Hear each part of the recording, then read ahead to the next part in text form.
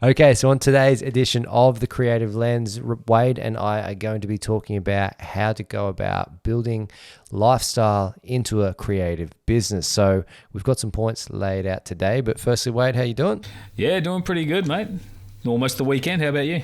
Yeah, no, busy week, but it's nice to be sitting down on a Friday, man, and just getting over some interesting stuff and having a chat about some pretty cool things related to both of our experiences with creative businesses. So, mate, let's jump headfirst into our first point. So, we've got down here, we're going to chat about today, building that lifestyle business, and you've got here passive income. So, stop trading time to build passive income. So, the floor is all yours, young Wade. Yeah, so look, in my opinion, it's just one of those things where if you look at it from the employee perspective, you go to work, you work 40 hours a week. There's only so much per hour you're going to get paid, so there's a real cap on your time. And whether you're building a business, sometimes you have to start off with a service-based business or something where you do charge time, and that's totally fair.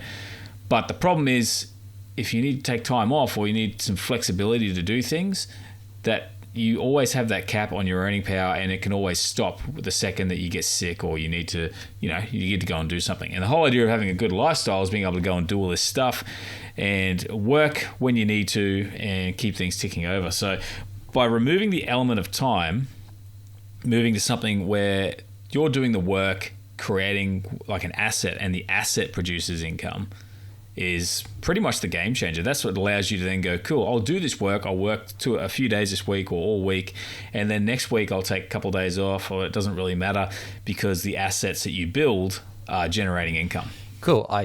I love it. Love the sound of it. But I think with this sort of idea, like I think everyone likes to hear that and just loves the thought of, passive income. I'll just build assets and then I can pretty much do what I like. But what do you think are some common myths around building a passive income stream into a creative business? Oh man, I see these videos on YouTube that I think should be ignored, to be honest, where maybe not ignored, or at least not taken on face value, where they say passive income doesn't exist. There's no such thing as passive income. I mean, for one, if you're an investor, especially if you've got shares, that's pretty passive. But I mean, if you're talking about business, some people say, well, there's no such thing as a passive income business. It's like, well, no, the entire business isn't passive. It's not like you create the business and then walk away from it and it operates all on its own. It's like, now I work on YouTube. Like my YouTube channel is my primary income. And each video I produces income. Every time I finish a video and publish it, that's an asset that I generally don't touch again. It just generates money for me. Every now and then I might go and update the description. But I've got 600 videos on my channel, so I've got 600 assets that are completely passive that I'm not going back and going to do more work on. So, and building a digital product, setting up an email funnel and that for it, or whatever it is. Every time you create something in that business, you're creating passive income money generators. That's how I look at it. Yeah, because I think that's the biggest thing, I think, in terms of a myth, in terms of building an online-based creative business, is that it doesn't happen instantly. Like, unless you've got massive capital behind you, where you can just, if you're building it from the ground up, it takes time. And you've got like 600 videos don't just fall out of the sky. 100%. And the other thing too is any kind of passive income, to further what you said, people will quite often give up. It's actually not, passive income isn't easy income. It's actually incredibly difficult until you pass that threshold where it starts to work for you. Because then, like how many people try to generate passive income and then within 6 months, like, cool, I've got it. I'm laughing now. Like I started my YouTube channel like 10 years ago. So it's passive income. There's that period where you're working, you're not getting paid, you're putting the work in up front. And that's where I think a lot of people get a bit scared off. But it works when you pass that threshold, when things start working. And as certain things, especially if you've got like a channel or a community or an audience, as that grows, everything grows with it. And there's like that cumulative effect. That's, that's kind of like my take on it from my experience. But yeah, I think that a lot of people will give up because they don't think it's worth the effort. They can't sort of see that, even though they can't. A lot of people have this idea they want to get done in a year, and sometimes it takes a few years or 10 years or 15 years. So I think that's a really good point, because I'm at that point where I'm probably about the midway point of where you're at. I've had my channel for about 5 years, but I've only probably gone collectively with other projects I've had on. I've probably only had about 3.5 years of actual full-time work into it. And I think just on the analytics, I'm sort of approaching that point where it's just going to start to tip. So it's going to get to that point where I can start maybe in about 9 to 12 months, if it keeps on the current trajectory, it's going to get to that point where, okay, I can start laying down my service hours and focusing more on the passive asset building side of it is going to start eating into that service hours. Because as you mentioned at the start of it, it's very difficult to start a purely passive income business from the bat, straight off the bat. Yeah, and I will just say this, like for anyone who is listening, is that I've got a passive income business now simply because I'm on YouTube. There's like ad revenue, sponsors, affiliate marketing. I got my own products, but I had a job, I quit, and I freelanced for 6 years before I could make the full transition. But about 3 years in, it was 1 day a week. I got to the point where I was doing it after hours, and then I could do it 1 day a week. And like what you're doing, as you make more money, you buy that time off yourself, and slowly get to the point where it takes over. So yeah, that's just something to keep in mind. It's not just something you start and go, oh, I can't afford to not make money for 10 years. Like, well, no, you actually kind of have to work it. Well, yeah, you have to balance it with work. And that's the thing, is you have to be, unless you have an unbelievable pre-existing filmmaking set of skills, like it's going to take a lot more time. It's not a lot, but it's something that you have to sort of, like you said, you got to feed it in, you got to build it and trade those hours as it builds up its size and capacity. But all right, man, let's move on to point number 2. Yeah. Unless there's something. Sorry, man, just before you do, can I interrupt you? You can absolutely. I do want to say one thing, especially if you're under the age of, say, 20 or you don't have any responsibilities. Don't wait to do this stuff, because some teenagers get there in a number of years because they have all the time in the world. The younger you are, less responsibilities you have. If you are willing to put the time in, then do it while you're younger, because it gets harder to find more time as you get older. I just wanted to add that in. And I think that's the thing is, I've heard a lot of, when I was sort of going through university, I had a few business mentors, and I heard a couple of these guys say, just in offhand conversations, they were like, the older you get, the harder it gets to restart, because you take on more responsibilities, so you can take less risks because you've got more responsibilities or more people to be responsible for. 100%. So yeah, man, if you're at home or young or still at uni, just go for it. Yeah, make some mistakes. That's part of it. Fail forward. That's it. People. That's it. Rightio, on to you. Point number 2, man. Okay, we've got location online, no public office you need to man. So that's a good one. Yeah. So my approach on that is simply that if you have a business, and just to set the scenario of the spectrum, if you have a business with a building, customers come in to talk to you or buy from you, and you have hours of operation, if you're the main person there, or you can't afford to have someone else in there running it for you, then you don't get to have that lifestyle business, because you have to always show up, open the doors, and have the place open and be there. And if you have the entire place running with staff under you, you probably don't necessarily need to be listening to us. You've already got it, if you can walk away from a business and have it run on its own. But that's why I think we both work from home. I work from home. And I used to have accept people coming to my house for meetings, and then I stopped doing that when I was freelancing, at least anyway. Because if you want to have the flexibility of time to do what you want when you need to do it, you don't want to be accessible where you have to have this responsibility to show up and be somewhere for long periods of time. And that's why I think having a good location where your work is done, where you're not accessible, people can't just walk in and start talking to you about what they need, then you have flexibility and control. Yeah. Another point to just go on from that one, started reading a book, or just listening to a book this week, and it talks about getting into deep flow states in relationship with like getting work done. And the first chapter is all about your productivity, like goes up with how much, like how intense you can devote time to what you're working on. So like cutting out interruptions where you can just dive into it. You've got nothing, no one walking through the door, no one calling you up. And like I've just been experimenting it with the last week in a bit where like I hit my office in the morning and my phones are on silent, off in a corner of the room, and I don't check them or any emails before 1 o'clock.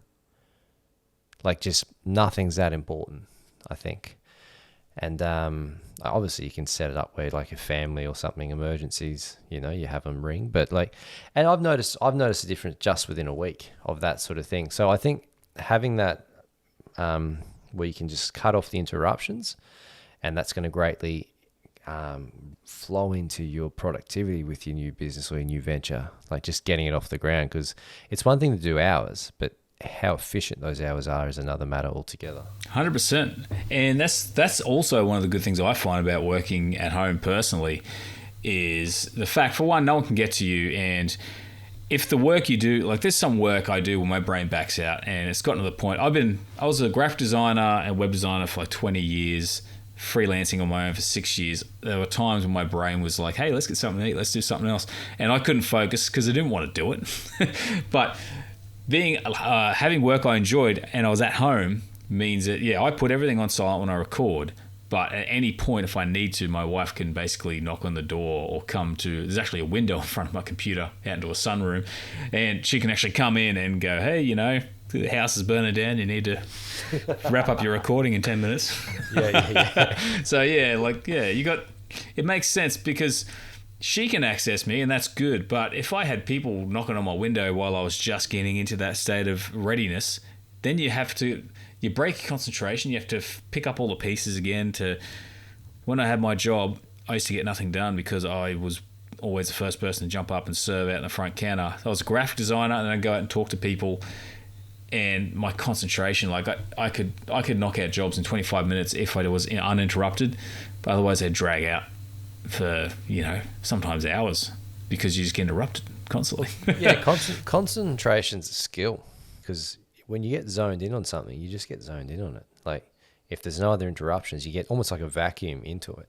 Yeah. Also, if you decided to yourself, I'm not working 8 hours a day, I'm going to work for my lifestyle business 4 hours a day, but intense focus flow state, then you need to have a lifestyle business in the sense that you can't have someone walking through the door because you're open from 8 till 5, because then you're stuck there all day. So, you know, but that's a good thing. You can choose to then condense your work hours to what you think is going to be most effective, or you could even work 10 a.m. to 2 a.m. if you're inclined that way. So yeah, that's the good thing about not being responsible and available to customers in a location. Yeah, but I think particularly with creative work, you talk about lifestyle. I've noticed over the years with composition or production, and I always used to have this thing where, like the first, I used to call it like, it was like just my 90-minute rule. The first 90 minutes of any work is, if something's good's going to happen, it's going to happen then. And that was always when you're fresh, first thing in the morning, you're coming in with a fresh perspective into your studio. Like that first 90 minutes. The next probably 2 to 3 hours after that, I always used to look at it like as like tradesman-like work, where you've got the spark of inspiration or something's fallen out of you, and then you're working it into shape with your technique, or your like very tradesman-like. And then by that point you've done sort of 3 to 4 hours, and I found like that was my limit, like for creative work. Yeah, actually that's a very good point, and something that's really made me reflect. And I can see in the past there are times where I've gone, instead of checking the emails first, I've gotten straight into a video, and I always get more done on those days. So there you go. Don't do that. Don't check your emails.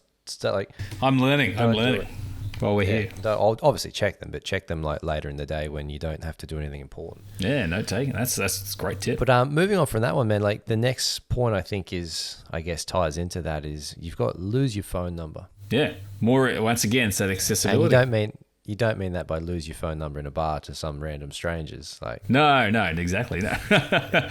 Or you forget your phone number and you can't give it out. Yeah. But so yeah, it's that accessibility. Anytime you said it before, when you're wanting to work, you put your phone away so you don't get distracted. Because there are times people will just call you out of the blue because you're a business and they want information. And the way the phone works, unless you have it turned off and collecting messages as your sort of like default setting, then you are constantly at the beck and call of complete strangers who have your business's phone number. You can't get anything done, especially if you're a solopreneur or a creative. Like, it's just almost impossible. I actually removed my phone number towards the end of my freelance business. I removed my phone number from all of my marketing materials and just had my email, because the people who want to call you during the day, it's like, I want to already make sure that they're worth my time, and I want to make sure they're booking time. So I give them my phone number by email afterwards. And if they don't want to email me, then it's like, cool, operating by email suits my business better. So if they don't like that idea, then I don't necessarily want them to contact me, and I get to focus on my work because I'm not getting interrupted by phone calls. I think with these days as well, if you need to conference, there's so you can just use Skype or Zoom, or there's so many ways you can just have, like, through your computer if you need to have conversations with people. Yeah. Also, a good friend of ours put me on to, I never actually signed up for it. I didn't need to, but it really opened my eyes to that possibility, getting an answering service. You can pay. You can pay some places, I think you can pay less than $100 a month or less than $200 a month, and you got a service where people call your number and someone is there to answer the call. They've got scripts or information there so they can respond to basic questions for you. But ideally, if they can't respond or they don't have the answer, they say, well, no, sorry, I don't have that answer. And they will then email you later to say, okay, this person called at this time. Here's the details. This is what they want to know. So you can actually still have that phone number externally for people to see. But you personally, you don't want to have that phone that people can reach you on, I don't think. Unless you've got, once again, if you've got staff, it does change the game a bit, because they can answer the phone and they can then contact you, and they know when to not contact you or just to leave a message. You can actually organize a system about how they interact with you so you get the most done. I almost think I'm getting to the point where, like, I like the idea of ditching my phone altogether for my business.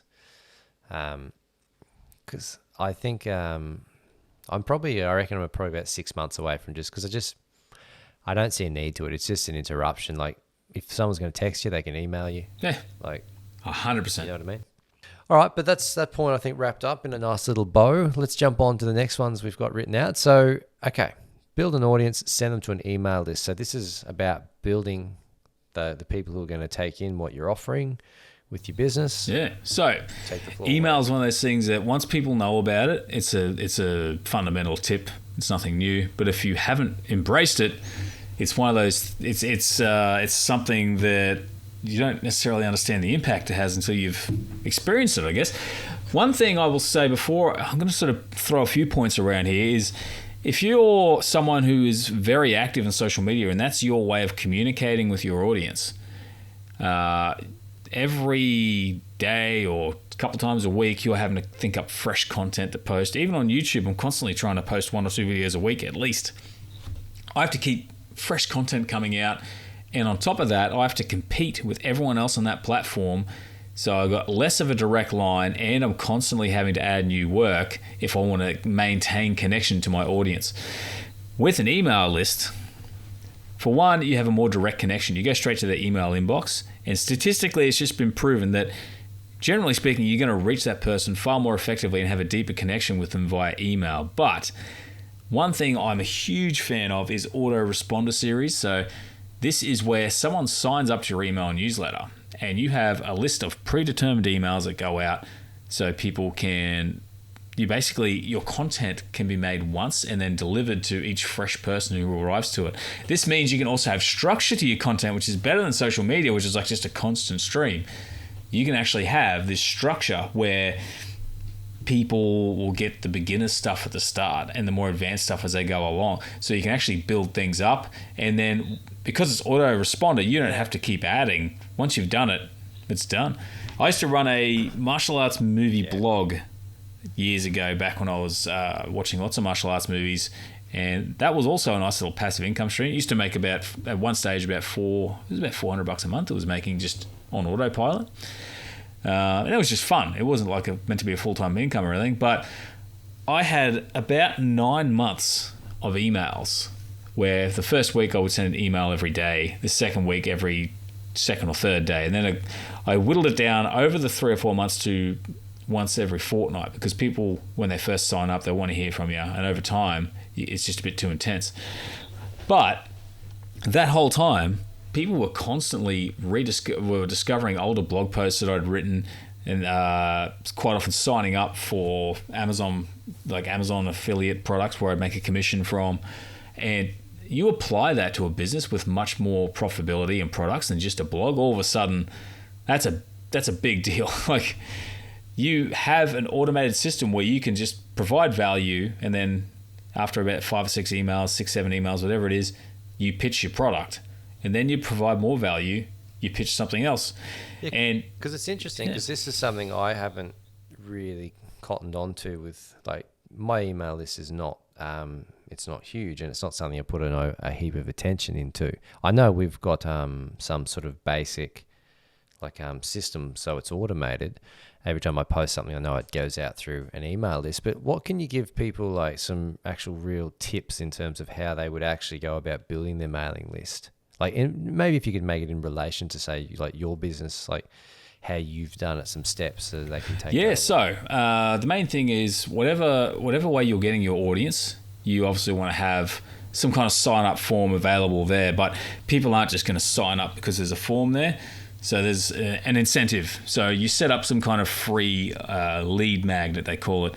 I know that, like, we've been doing this with yours, where you get access to a portion of your premium guitar course. I've got a PDF cheat sheet for my for AI art using Midjourney on my YouTube. With the martial arts blog I had years ago, it was 20 movies that everyone needs to watch. It's just free information that people want. And you have it as a lead magnet, so that when people sign up, it gets auto-delivered. And if you're on MailChimp, all you need to do is, say, change your thank you email in the email editor to link off to that PDF. I use ConvertKit now because it just has a lead magnet section. You pop the thing in there and that takes care of it. And that's just implementing that onto a website, or you can set up landing pages with these and link off to them from, say, YouTube or, Instagram or whatever it is. You don't even need a website these days. You can just use those landing pages. And then there's usually just an autoresponder section there. Usually you have to pay a monthly fee to access that. But that's when, if you've got a bunch of content on YouTube or on a website, you can actually kind of repurpose it into your email list. So, or you can just send handy tips in the emails themselves. The undercurrent of what you're saying here is it's all about giving people value. Yeah. You want to have that 80, you want it to be, 80, 90% value, 5-10% asking, hey, I've got this cool product, check it out. Yeah, check it out. Yeah. No, that's all about building relationships, isn't it? All right, mate, let's jump on to the next few points we've got, get through them. So, building a schedule that suits you and your lifestyle. So, this could be in relation to, like, productivity, or, like, let's kick that one around for a bit. So, what do you think? How have you built your schedule, pretty much? Yeah, so I've looked at the things I want to do in my life. Like, I always want to go to the gym. I've been doing martial arts for almost 20 years, so I want to keep doing that. Also, I want to spend time with my kids in the afternoon. There's a lot of things I want to do, and if you're working 9 to 5, it's so difficult to do all that stuff. An example would be, okay, if I want to make sure I get in 30 hours a week or work a week, I do about 30 hours these days. So Tuesday mornings, I will go to the gym, come home and have a shower. I'll start work at 10. But most other days, I'll start at, say, 9 or 9:30.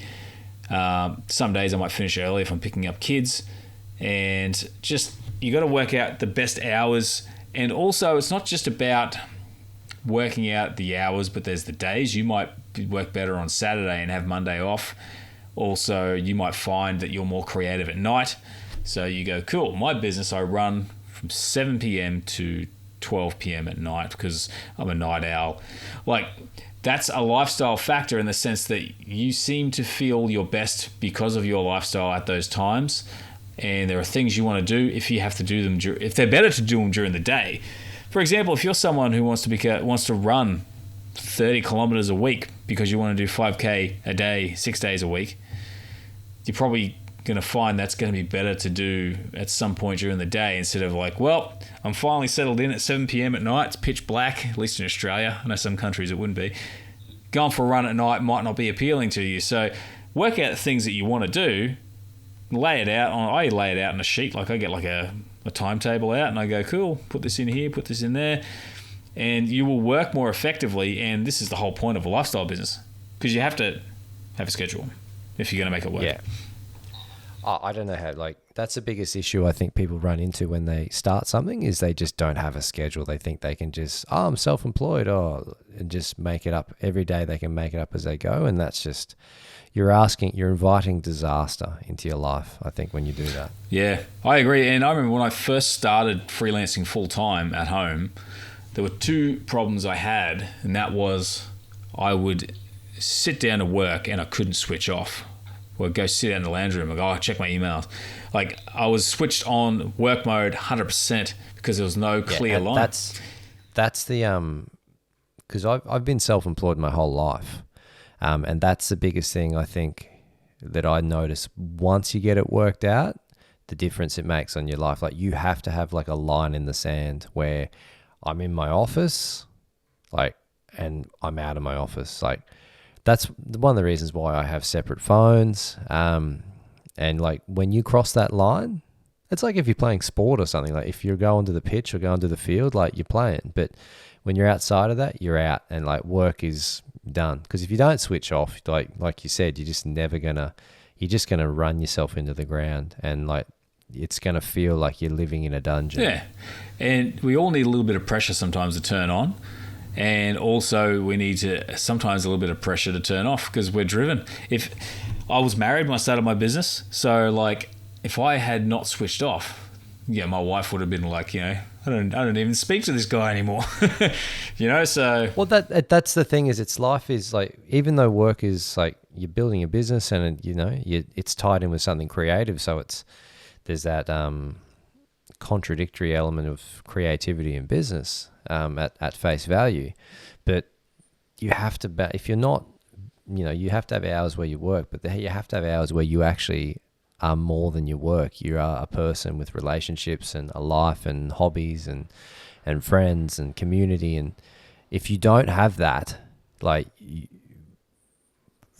I feel pretty sorry for you, because I think that's something everybody has to build into their life. Yeah. Well, man, if you want to be creative in a business, how can you be creative if you're not the individual? You turn into a drone because all you do is actually output. You need to stop and have your life, just live your life for the input, because that's what breeds creativity, isn't it? Yeah, that's a very, very good point, man. Also, there's the body clock thing too, that once you start, you do a few weeks of it, set to a schedule, you just, your brain automatically starts going, whoop, I'm switching into work mode, you know what I mean? Like schedule it, everything works better. And it's also less decisions to make, because if you say, like, I start work at 7:30 a.m., like, you don't have to make a decision. If your day's already scheduled out for you, like, I do this from blah, blah, blah, 7 to 10, 10 to 12, I do this, blah, blah, blah. Like, you don't have to think. You can focus on your work. If you have to constantly schedule and then get into your work, it's not good for your headspace. No, definitely not. Definitely not. And that's the whole point. Better mental health, better life, lifestyle business. Yeah, well, and that probably leads us into our next point, man, which is, like, in order to set goals and, like, to sort of get out of that that rut of just not having a plan, like, you have to have structure. Excuse me. It's pretty basic. Like, okay, this is where A is where I want to be. What does that look like in terms of steps back from A? Like, where am I now? And how do I get to A? And what does that look like what do I need to be doing for A to eventuate? Yeah, exactly. Like, so you're talking about, like, the idea of setting goals, making sure that, you need to actually know where you're going. But also, if you don't have even the end goal, then you're just kind of floundering and going, I guess I'll do this, I guess I'll do that. So there's so many things. It's not just that goal of, like I said, getting to the pay. But if you're not even thinking about that, you might wake up one day and realize you've got no money left because you haven't even aimed for that in the first place. So, I agree. Like, there's so many reasons to have goals.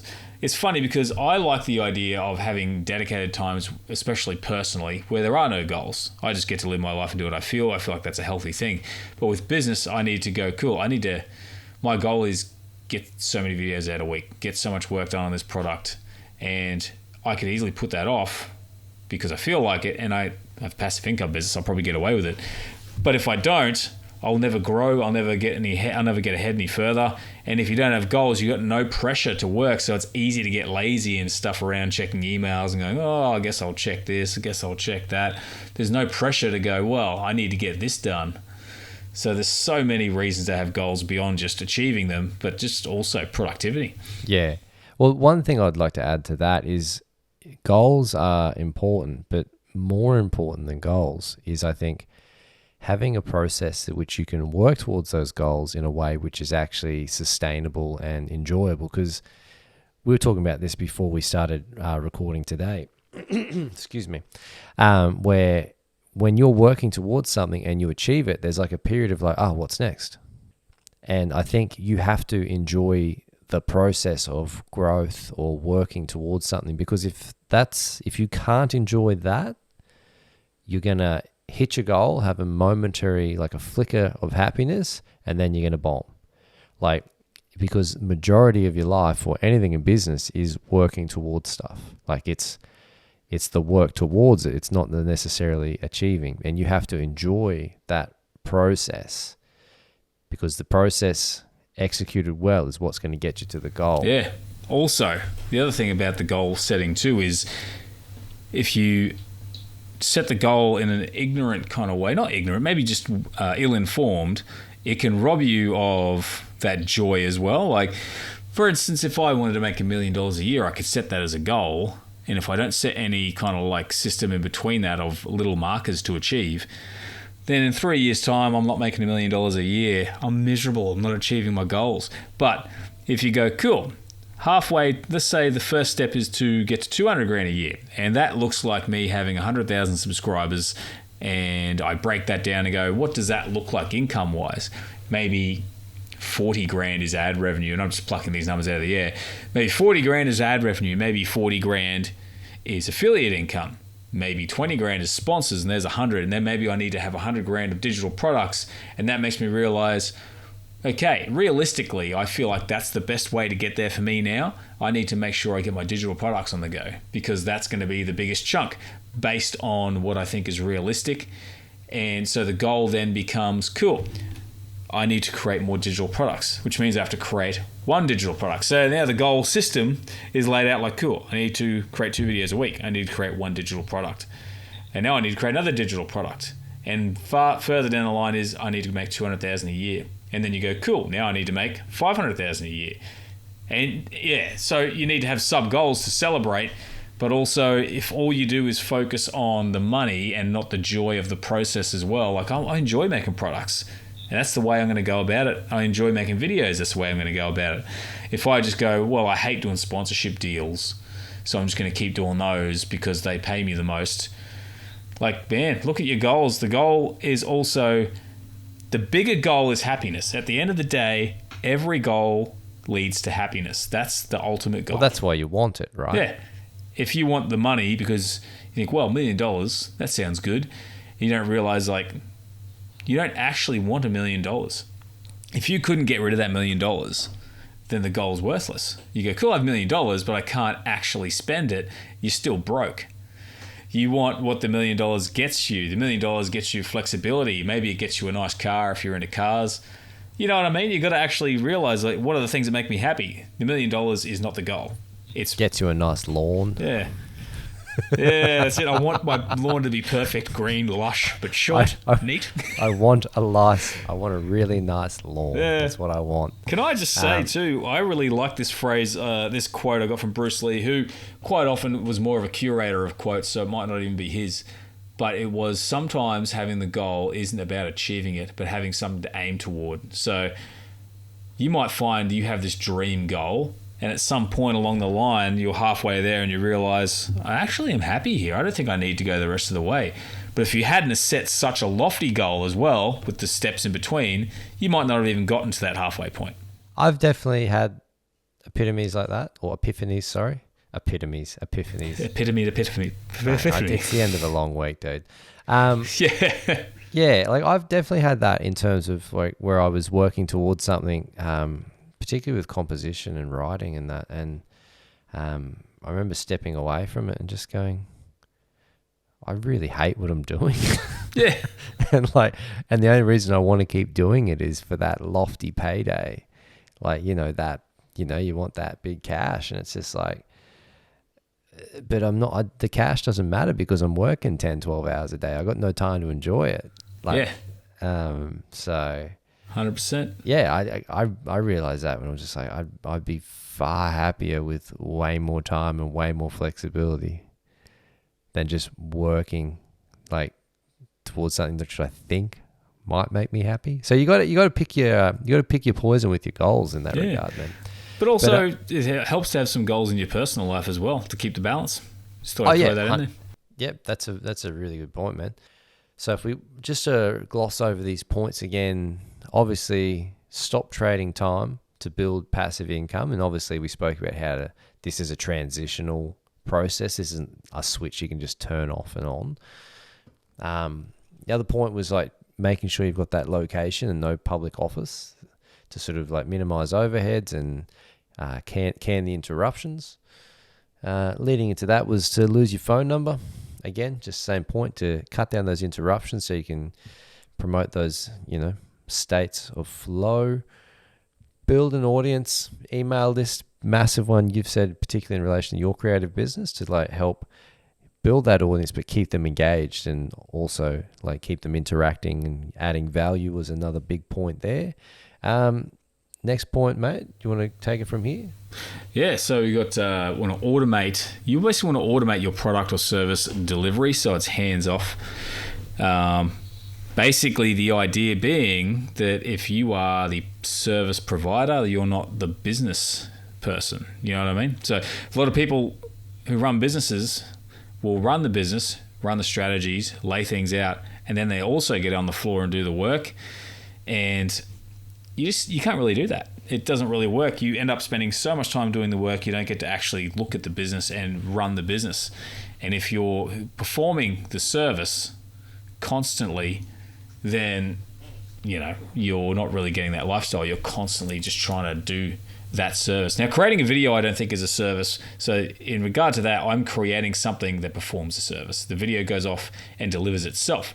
So automating the delivery of the video for ad revenue, automating delivery of a product and the payment, or maybe I automate because I have staff I pay to do the service for me. At the end of the day, I want to be able to look at the business as it's running in front of me and move the pieces around and then go and do what I want. That's the idea. And I think that's a really important thing for anyone in like similar situations to us, is you got to have that time where, even if it's a couple of hours a week or a morning a week, or like where you're doing that sort of professional development, almost like that mini audit on like, okay, what have we been doing this week? What worked, what didn't? You've actually got time to tune things up and improve things. And I think even further to that, I think it's a good idea maybe every 3 months, just almost to do, depending on your goal cycle, but to do like a little mini audit of what you're doing process-wise, to make sure you're cutting out what's unnecessary. Yeah, little optimizations. I think we were talking not long ago about athletics, and I think it does marry up. The idea of throwing a punch, you remove all of the little bits and pieces to make it more efficient, make it faster, and use less energy while delivering with power. Or the sprinter, when he takes off, he finds that the certain angle his foot is on, the certain distance his feet are apart, he can get more momentum at the start, spend less energy, and with that momentum, just keep it turning. Like with a business, sometimes it's little things like as a web designer, I realized that I could see the things I was doing that I was repeating, and I could find ways to template that process, because I don't want to template the whole site. But if 60% of the site is me doing the same stuff, I can template that process. But moving on to the whole, that's not necessarily a lifestyle business example, but that's one example of improving things. It's the same with videos now, where now I haven't templated the videos, but you and me both, we have little graphics that are now templated, And I've actually even got little sequences, like my sequence at the end of my videos. What I do with my introductions are loosely templated, so I drag one piece in instead of setting up several. Yeah, I think there's a good there's a book called Atomic Habits, and there's a story where they refer to the British cycling team, where it was like they went X amount of years without winning an Olympic medal or a Tour de France or something, and they brought some guy in, and his whole mantra was just 1%ers. Well, I think over a period of 5 years, they just looked at every little 1%er they could just tune up. And you know, that's not moving heaven and earth. That's just little 1%ers consistently. And if you're just making those little incremental shifts where you're tightening things up, making it more efficient, efficiency in what we do in terms of running a creative business is saving yourself time. And that's like those big things, those little things over a period of a year are huge. Like over a period of 5 years are massive, and like over a period of 10 years, if you like, you're talking like monumental change and improvement in what you're doing. I mean, most creative businesses, at least the ones online these days, have analytics dashboards for that exact reason, don't they? Think about like if you know that certain visitors from a certain platform, like if you got a website and you got visitors who come from Facebook, don't buy, and you're constantly spending all this time on Facebook, then you go, cool, I'll adjust that out and just keep a mild presence. Or, you know, certain videos don't work, or, you know, people are dropping out certain part of your videos. Like the idea of analyzing everything you do and going, cool, does this work? Does this not work? To a degree, there's a certain amount of enjoyment you want to have, that if you don't want to optimize out the enjoyment, but you know, you gotta look at those bits and pieces and make those adjustments. Yeah, 100. I had a similar thing with Instagram where you're putting stuff on the Instagram, and it was like you looked at the analytics. It's like it's having next to no impact on my viewership on YouTube, like nearly zero. It's like, well, why am I putting time? I just ditched Instagram altogether. Like I still have the page there, but I don't put any effort into it, and it's freed up more time for me to put into the things that are actually moving the needle. Yeah, and that's the funny thing. It's funny you mentioned that, because I walked away from my Instagram a bit, but I'm slowly getting back into it, because now I have, since my YouTube channel has grown, there's people who are following me. Not a lot, but I haven't updated it, and I'm getting followers. I'm just getting followers as I go. So like, yeah, I think I agree. Like sometimes some things you got to wait for the right time to use them, and you know, and if you see that there's activity there when you're not putting in effort, you can always adjust back in, adjust back out. There's all these areas you can adjust, so you don't have to just trim stuff off. You can always add it back on. Yeah, 100%. And that's, but I think that's, I sort of run by that. You put all your energy and effort into what is bringing you the most reward at that time. That sort of 80-20 style of thinking. Like, okay, this is what's moving the needle. Let's cut what's not moving the needle to free up time and resources to push into that. Yeah, 100%. Cool. All right, dude. Well, I think that's pretty much the end of our little notes we've got here, man. So if we're wrapping up today, where can people find you and your work, Wade? Look for Creator Impact. So Creator Impact on YouTube, Instagram, Facebook, X. I keep calling it Twitter because I'm a boomer. No, X. Yeah. Also creatorimpact.com. Our parents are boomers, mate. We're okay. Yeah, we're okay. Exactly. Yeah. I don't have it. Do you have a camper trailer yet? Not yet. Would you give me Not time? Yet. I can work on it. When you get that camper trailer, you're a boomer, son. What about you? Where can people find you, Ryan? Mate, people can find me at HPM Guitar on YouTube, or the website is www.highpointmusic.com.au for your guitar related content. Thanks for listening, everybody. It's been a good chat, and we'll catch up in our next episode. Yep. See you next time. Ciao.